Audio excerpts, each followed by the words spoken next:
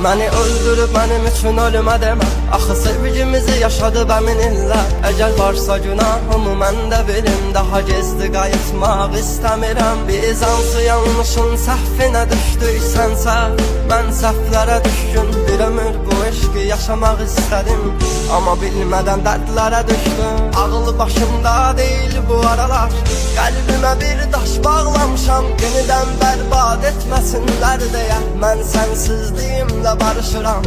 Nələr oldu nələr səndən sonra. O qapını mən açmadım heç kimə. Nə sən varsa nə də ki yalan var. Sayarsan üzürlü mən yoxam incimə. Nələrə dəyən zərərli sevgimizin illərdir çəkirəm əziyyətini. Sən gülər üz, mən qara buludam, görmürsən yağışın dimni. Coşub çağlayan bir dəniz olsam, dalğalarım tək sənə qıymaz. Nə sən dəniz nə mən dərin dalğalaram. Hani bəs bizi yox idi ayıran.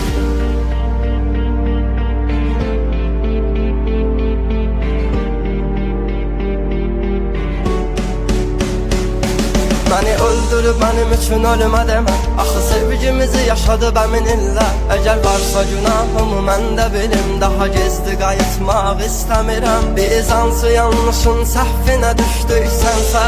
Mən səhvlərə düşkün bir ömür bu eşqi yaşamaq istədim. Amma bilmədən dərdlərə düşdüm. Qaç məndən, qala bilsən qal yanımda. Kim dərdinə dərmanmış, mən dərdinə ölərkən hissini gizləmisən. Sən bilməzsən, necə xəbərin olsun məndən. Axı bildiyin o adam deyiləm.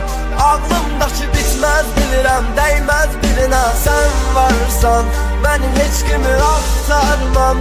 Hər nə qədər ayrılsaq, ağlımdan çıxmırsan, unutmusan demə. Məni öldürüb mənim üçün ölümə demə. Axı sevgimizi yaşadıb əmin illər.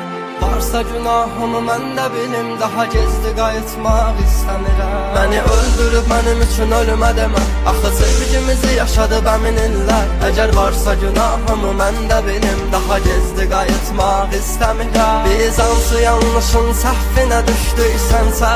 Mən səhvlərə düşkün bir ömür bu eşqi yaşamaq istədim. Amma bilmədən dərdlərə düşdüm.